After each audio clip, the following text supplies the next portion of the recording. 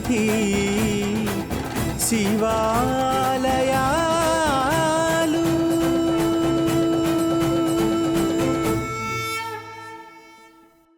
ఓం అరుణాచలేశ్వరాయ నమః. ఓం నమో భగవతే శ్రీరమణాయ. ఓం సుందరేశాయ నమః.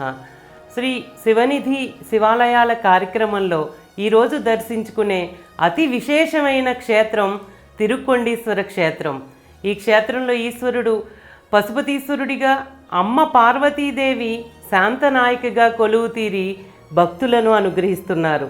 ఈ క్షేత్రానికి తిరుక్కొండీశ్వరం అనే పేరు ఎలా వచ్చిందంటే, ఒకానొక కాలంలో పార్వతీదేవి కామధేనువు రూపం ధరించి ఈ క్షేత్రంలో భూగర్భంలో ఉన్న శివలింగం కోసం తన కొమ్ములతో భూమిని చీల్చుతూ మట్టిని తవ్వుతూ ఎన్నో చోట్ల వెతకసాగింది. అలా వెతుకుతూ ఇప్పుడు ఈ ఆలయం ఉన్న చోటుకు వచ్చి తన కొమ్ములతో తవ్వగా శివలింగం బయటపడింది. అయితే కామధేనువు యొక్క కొమ్ములు తగిలి శివలింగానికి గాయమయ్యి రక్తం కారుతుండగా గోరూపంలో ఉన్న పార్వతీదేవి తన క్షీరధారలతో శివలింగాన్ని అభిషేకించి గాయాన్ని మానుపుతుంది. ఇప్పటికీ ఈ ఆలయంలోని శివలింగం పైన గోవు కొమ్ములు తగిలిన గుర్తులను భక్తులు దర్శించుకోవచ్చు. తమిళంలో కొండి అంటే భయంకరమైన గోవు. గోవు అర్చించిన ఈశ్వరుడు కొలువై ఉన్న స్థలం కాబట్టి ఈ క్షేత్రానికి కొండీశ్వరం అని, ఈశ్వరునికి పశుపతీశ్వరుడు అనే పేర్లు వచ్చాయి. ఈ ఆలయంలో స్థలవృక్షం బిల్వం, క్షీరపుష్కరిణి తీర్థంగా ఉంది. ఈ క్షేత్రంలో ఈశ్వర వైభవాన్ని కీర్తిస్తూ అప్పర్ తన దేవార పదికంతో ఈశ్వరుని కీర్తించారు.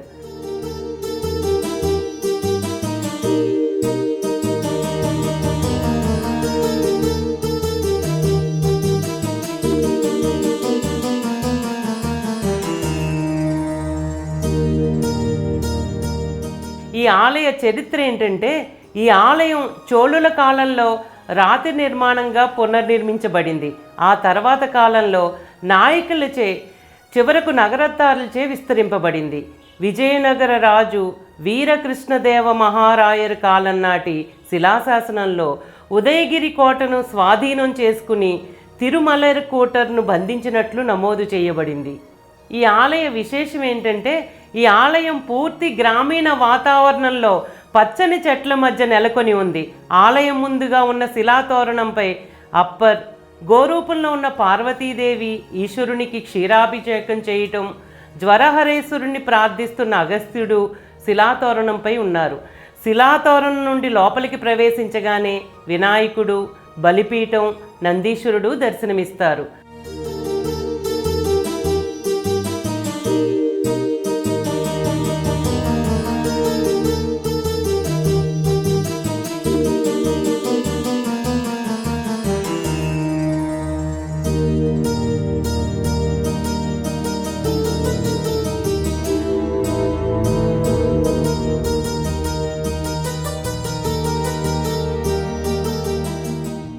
ముఖమండపంపై మూషిక వాహనంతో వినాయకుడు, మయూర వాహనంపై సుబ్రహ్మణ్యేశ్వరుడు, అప్పర్ వృషభ వాహనంపై పార్వతీ పరమేశ్వరులు, అంశవాహనంపై అమ్మవారు, వృషభ వాహనంపై చండీశ్వరులు కొలువుదీరి ఉన్నారు. ప్రాకారంలో వినాయకుడు, వల్లీదేవసేన సమేత సుబ్రహ్మణ్యుడు, బ్రహ్మపురీశ్వరుడు, అగస్తీశ్వరుడు, విశ్వనాథుడు, విశాలాక్షి, గజలక్ష్మి సన్నిధులు ఉన్నాయి. ఈ ఆలయంలో మరొక విశేషం ఏంటంటే, ఈ ఆలయంలో జ్యేష్ఠాదేవి ప్రత్యేకంగా కొలువు తీరి ఉంది. స్థలవృక్షమైన బిల్వం, బావి, యాగశాల, భైరవుడు, నాగులు, జ్ఞానసంబంధర్, సూర్యుడు, అన్ని గ్రహాలు సూర్యుని వైపు చూస్తున్న నవగ్రహాలు, శనిదేవుడు కొలువుదీరి ఉన్నారు.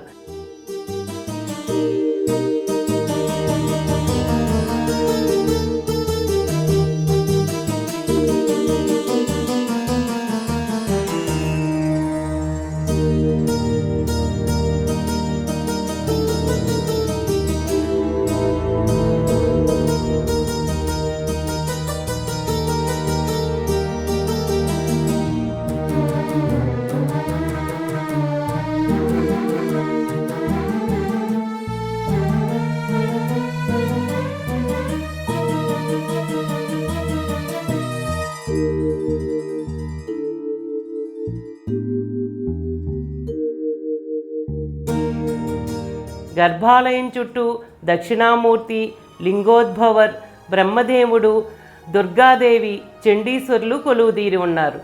వవ్వల్నేతి మండపంలో కుడివైపున అమ్మ శాంతనాయకికి ప్రత్యేకమైన ఆలయం ఉంది.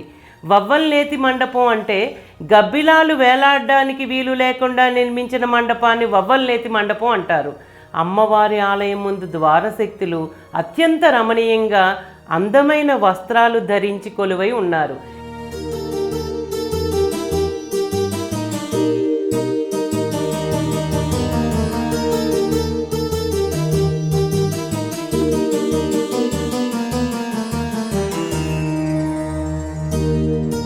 ఈ క్షేత్రంలో అప్పర్ 2 పదికాలతో ఈశ్వరుని కీర్తించారు. ఈ క్షేత్రానికి 2 పుష్కరిణులు ఉన్నాయి. ఒకటి పార్వతీదేవి గోరూపంలో వచ్చి క్షీరంతో అభిషేకించింది ఎడం వైపునుంది. కుడివైపున గోరూపంలో వచ్చినప్పుడు ఈశ్వరుడికి తన గిట్ట తగిలి రక్తం కారినది ఎడం వైపునుంది.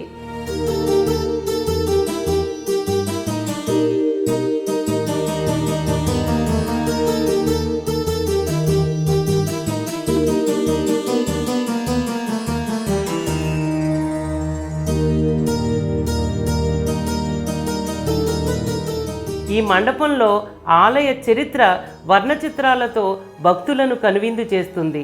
ద్వారానికి ఇరువైపులా ద్వారపాలకులు, ఎడం వైపు ఉన్న ద్వారపాలకునికి పక్కనే అపసహాయ మహర్షి సన్నిధి ఉంది. మండపంలోకి ప్రవేశించగానే స్తంభాలపై అనేక శిల్పాలు ఉన్నాయి.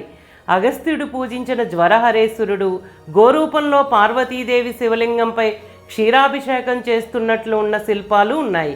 ఈ మండపంలో జ్ఞాన సంబంధర్, అప్పర్, సుందరుడు, మాణిక్యవాచకర్లకు ప్రత్యేకమైన సన్నిధి ఉంది. గర్భాలయం ముందుగా ఎడం వైపున 2 వినాయకులు కొలువు తీరి ఉన్నారు. గర్భాలయంలో చతురస్రాకారపు పానపట్టంపై పశుపతీశ్వరుడు కొలువు తీరి భక్తులను అనుగ్రహిస్తున్నారు.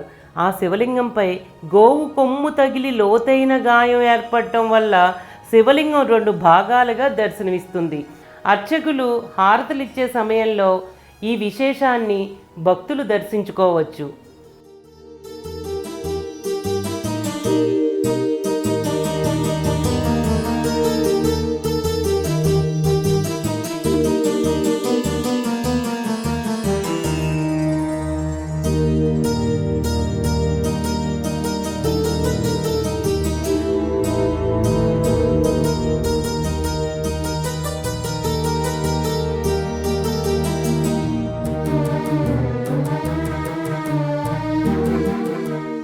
ஞானசம்பந்த பெருமான் 16 வயசிலே கைலாயி சென்று விட்டார். சுந்தர பெருமான் 18 வயசில் கைலாயி சென்று விட்டார். ஏன்னா அவர் வரும்போது ஐராவதங்கள் அழிச்சின்னு போது 33 வரவேற்கிறாராம். அந்த சுந்தரை வரவேற்று கைலாயி சென்று விட்டார். ஆனால் அப்பர் பெருமான் சில காலம் ஆன்மீகத்தில் ஈடுபடாமல் இருந்து சில காலங்கள் அவர் சகோதரி சொல்லப்பட்டு ஆன்மீகத்துக்கு வரும்போது அவருக்கு பாதி காலம் வீணாக்கி விட்டார்.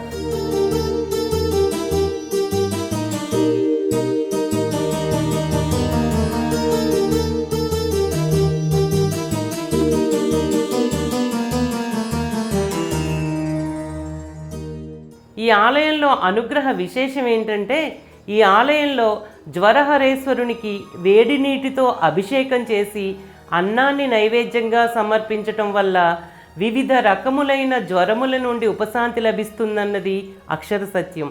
ఈ ఆలయంలో భక్తులు ముక్తి, జ్ఞానం, ఐశ్వర్యం కోసం ఈశ్వరుణ్ణి ఆరాధిస్తారు. వ్యాధుల నుండి ఉపశమనం కోసం, వాహనయోగం కోసం ఈ ఆలయంలో మొక్కుకుని పూజాధికాలు జరిపిస్తారు. మొక్కులు తీరిన భక్తులు పార్వతీ పరమేశ్వరులకు అభిషేక అర్చనాదులు జరిపించి వస్త్ర సమర్పణ చేస్తారు.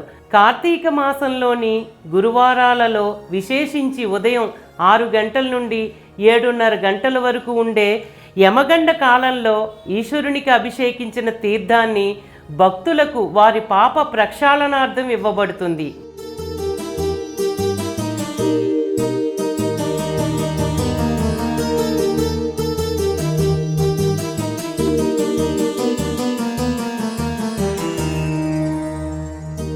ఈ ఆలయం భక్తుల సందర్శనార్థం ఉదయం 8 గంటల నుండి 12 గంటల వరకు, సాయంత్రం 4 గంటల నుండి 8 గంటల వరకు తెరిచి ఉంటుంది.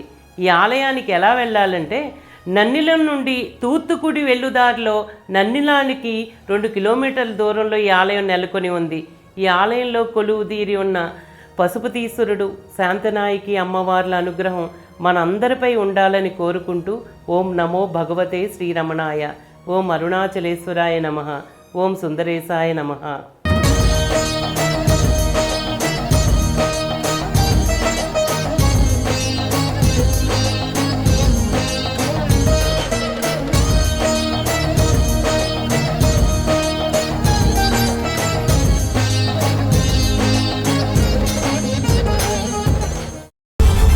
श्री शिवनिधि शिवालया